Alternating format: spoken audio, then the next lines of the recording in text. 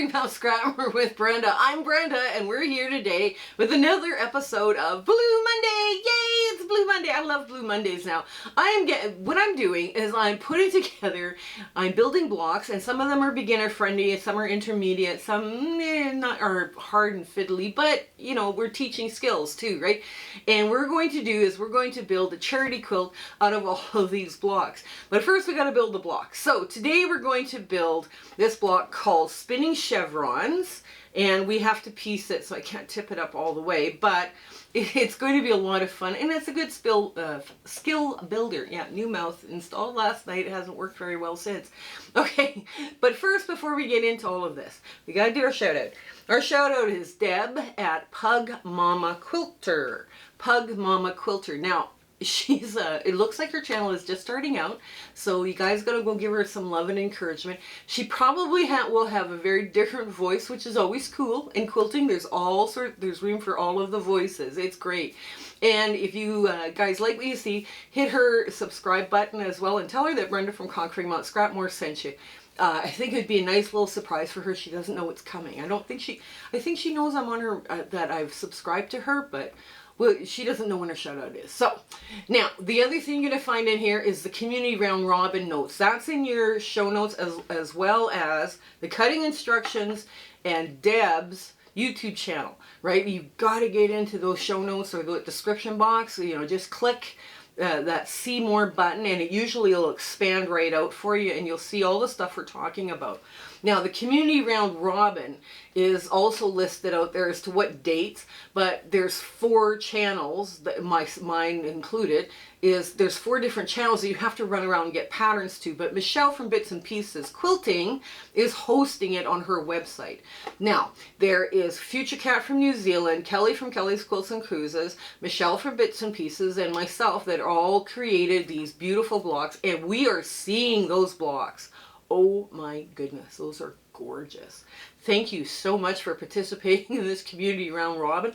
I just love seeing everybody's idea of their color palette and what fabrics they're using and how they're interpreting our pattern. It's just lovely, just absolutely fabulous.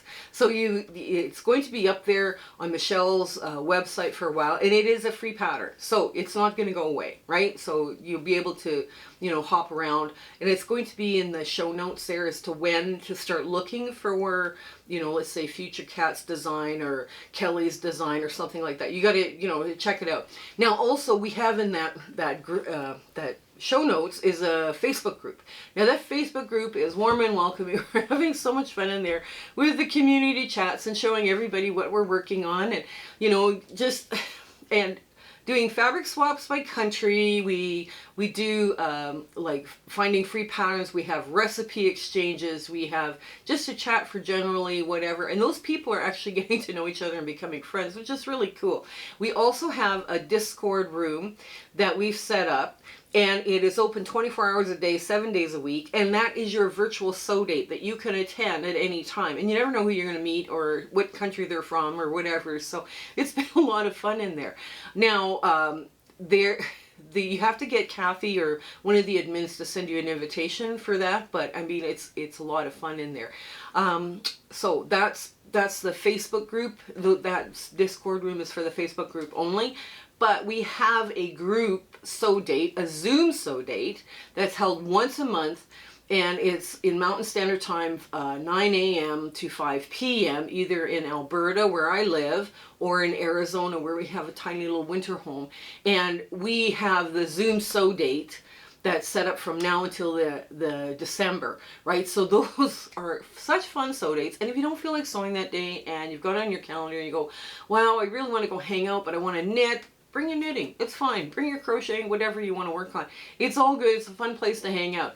Lastly, I speak for free to quilting groups and quilting guilds. So if your guild or group is looking for somebody who talks about using their fabric scraps or elements of design that they want to play around with, or you know, what's you know, sew-alongs, like, you know, the past sew-alongs or the, you know, future sew-alongs. I have a small little trunk show by pictures and all this stuff that you can view. But it's my way of giving back to the quilting community. And I have chatted with some absolutely amazing quilters. So I It was so inspired by them, and sometimes I get to stay for show and tell, so I really love that part. So yeah, if your group is looking for somebody like that, put my name forward. I'm good. I'll try my best to make put that your speaking engagement request into my calendar and be there for you. Okay, I think that's it. That's it. Come on, let's get in here. Let's sew up this spinning chevron. Okay, so here's our spinning chevrons. Now, the cutting instructions are probably the simplest cutting instructions you want to make, because these are all the same size, right? So it's like 4.5-inch square of light or low volume. Then you got two 6.5s, right, of each, and two 4.5s of each, right? And then 2-inch squares for each, right? Now the 2-inch squares are there for a reason. This is going to cause that flip and stitch. Now, I have lined them up, so when you're doing these, take your time. Take your time, don't get confused, because this one, if you don't want to get confused on this one. Now, so what I'm doing with this is I'm lining this up, and I'm going to sew on this side of the line. Not this side, this side. So I want to go this way on the line. And I just want to kiss that line. I don't want to get too crazy and go right on top, because I have to fold the cloth. This is why we're doing a flip and stitch corner here. I was debating whether I was going to teach this as a Y seam, because it could be a Y seam, and do it on Y, like a Y seam Wednesday. But I thought, no, let's do this as just a regular Blue Monday and make it a little easier for everybody. But this Blue Monday, oh, there we go. Come on, buddy, let's go. There we go. We're now running through. So the two darks are sewn the same, right? So now you want to check. You just flip this over. Yes, you have good coverage. And you just trim off the back. Now I'm going to put this into my scraps. I'm not going to sew it into there. I'm not going to sew it in there yet. Okay, just like that. And now I'm going to take this and I'm going to lay this out just like so, right on the corner. Okay. And I want to go on the other side. Oops, the other side. You want to, like, because I'm sewing it the way I'm sewing it. Okay. There, now we just want to check this. Make sure I've got good coverage. Yes, I do. Woohoo! Yes, you have to have good coverage on these, because wow, what a mess. What a mess you could make very quickly. There, now, the last one up is this one. And there. I found this rather vintagey print. I just loved it. I thought, what a cool fabric to play around with. You know, you can fussy cut it, you can do all sorts of stuff with it. But I'm going to use it up as, there we go. And I think that's it. Okay, so now, oh, I got these two. All right, so yes, we have good coverage. I know. Every time I do one of these, I, always checking, because if you don't have good coverage, you're hooped. You're really, really hooped, really badly, very quickly. So, because you're relying on this to make it look like a oversized, like a Y seam, right? So everything's got to match up. Now, there we go. We got good coverage. We're cutting that one. And instead of using our stitch ripper and getting rid of it. Okay. So now we're doing this. Now there's a problem with this block. You need to change out. I prefer to sew just straight seams with my 1/4-inch foot, because I just find it easier, a little less hassle. I found a 1/4-inch foot I like. Somebody was asking me today when I was reading through the comments, when this plow gets too loose or too wobbly, you got to change out your foot, obviously, right? Now, the first thing we're going to do is the hardest part again. You always do the hardest parts first. These two pieces create a chevron, But because both of them, let's just flip this over, both of them are sewn the same direction, right? So that's not going to work. So you have to push this one to the dark. You're just going to push this to the dark. And you're just going to make it happen just like so. Okay, so these two now can go together. They will match. They will nest right at that point. And that point is the one you want to make. You want to make that absolutely perfect straight point. Okay. There we go. And it's, you want to just, there we go. There's one. We'll do this again. I'll show you again. One of these, you're pressing to the dark, and this one's pressed to the medium. So you want to just take this and flip it the other way. And you want to do it, you know, get it reasonably good. I'm doing finger pressing here, so. Okay, so now you put it back like that, right? And you're going to sew, just a minute, I have to line it all up again. You're going to sew it like this. So you're going to sew one this way and one that way. And because you're needing this to nest, wait a minute, that's not right. Okay, hold on. Hold on, hold on. Okay, this has to go this way, right? No, it goes, wait a minute. Let's get this off. I don't know what I've done. I've done something dumb. I think I've done something dumb. So let's check first before we go very far. Okay. So this does not work. No, this does not work. It's a cute little block, but it's not the block we're sewing today. So I'm just going to rip this open and pull out the thread. There we go. See, even I make mistakes, guys. Even I make mistakes. Now the unit you want to build is this, right? This. You want this, and that's the reason why you're pressing to the dark. It's this point you want together. So I'm going to sew this just like this. And I'm going to match right at that point. Yes, I sewed it wrong. And we all do it. And we all do that occasionally. It's okay. Okay. So you want to sew it this way. You want to get it all lined up. Nice. Even, and we're going to sew it again. There, and now ease it all in. There we go.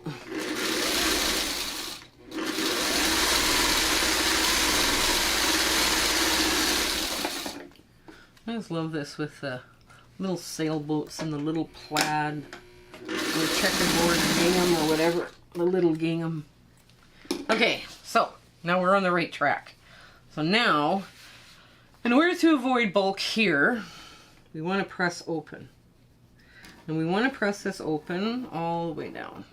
There. Because that's going to be the least amount of bulk, right? So again, press open. I mean, you could press to one side or whatever, and just as long as the other one was facing the other direction, that works, right? Now, we're going to put this part together. And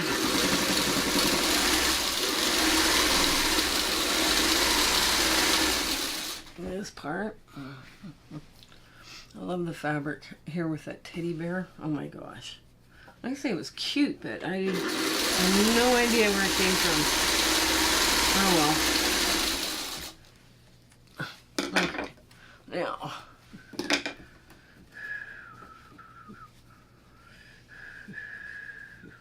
Press to the dark. And now this is going to go like this. Now you just want to make them.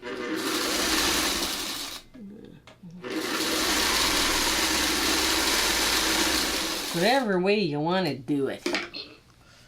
Now this is pressed this way. Okay.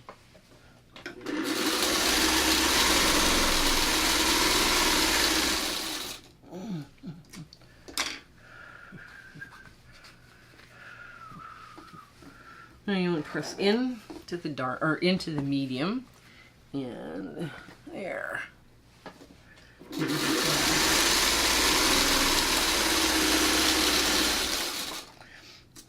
this one doesn't really web together, right? So I'm going to press away from the light.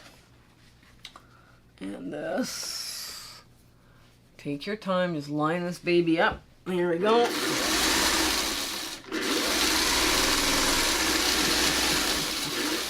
Okay.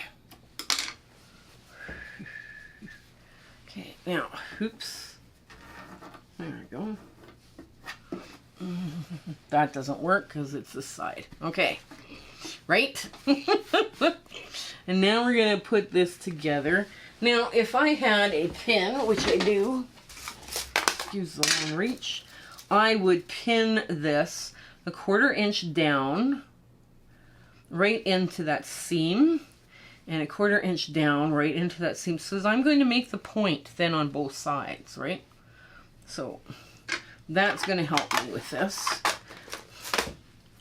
Okay, now, okay, there we go. And I'm going to slip my needle under. There we go. And I'm going to pull this out the right way. And then I'm just going to creep up on that needle, but not so over it. There. And now, I'm just going to maneuver this. So I get a good, there we go. Okay. There. Now this goes into the middle.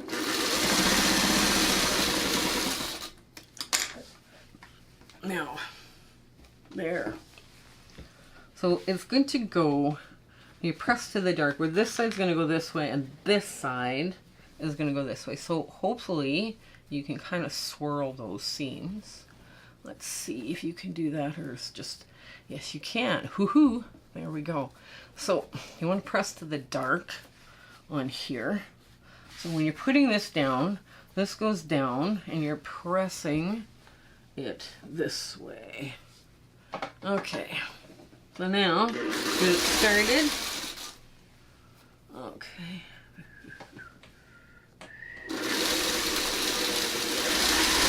There we go.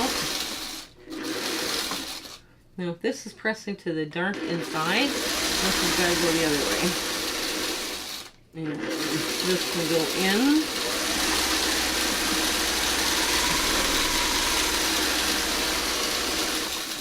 in. And now for the last one, because I probably lost everybody, because this is not our typical webbing that we do, but that's okay. We just want to make sure we get kind of a chevron-y looking thing. When at a distance, you're not going to be able to tell that this is not a Y seam, right? Because there's so much going on. But anyway, so here we go. I'm going to put this over now. And take your time, line this up. There. Now, this is going, this is going down. Is this going down? No, it's going up. It's going up. Okay, the bottom is going this way, the top has to go this way. Okay, there we go.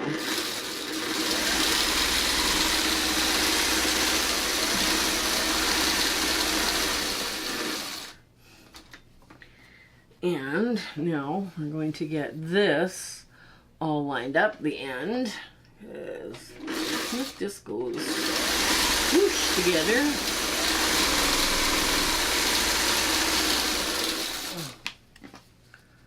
And I'm just going to move that here and get this little board out of the way.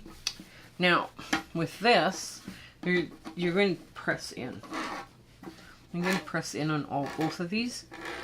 Okay, both sides of this will be pressed in, so it's easier to iron, and it will lie flat once you press it. But this is how we're working this, okay? Because this tipped over. Oh dear. There, get that going that way. This is this way. So this is tipped this way, yeah. Oops. Okay. There we go. Get that tipping the right way, and now the middle should lie flat as well. And I've got this pressed open because this here, right here, you're going to have a lot of bulk. So I'm kind of warning you about that bulk previously. So, you know, that's going to be an edge you're going to have to take your clapper to and really get into it. So there we are. This one's done. This one's twisting chevron, or spinning chevrons. Let's give it a good iron and get to our ta-da moment. Okay, here's our spinning chevrons.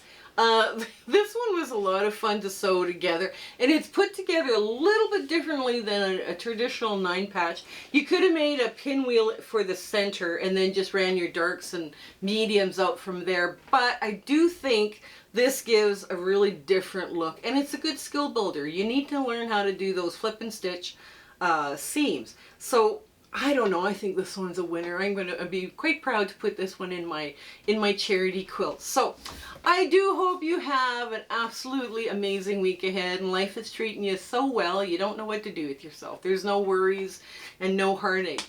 Okay, you guys take care and stay well until we see each other again. Okay, bye.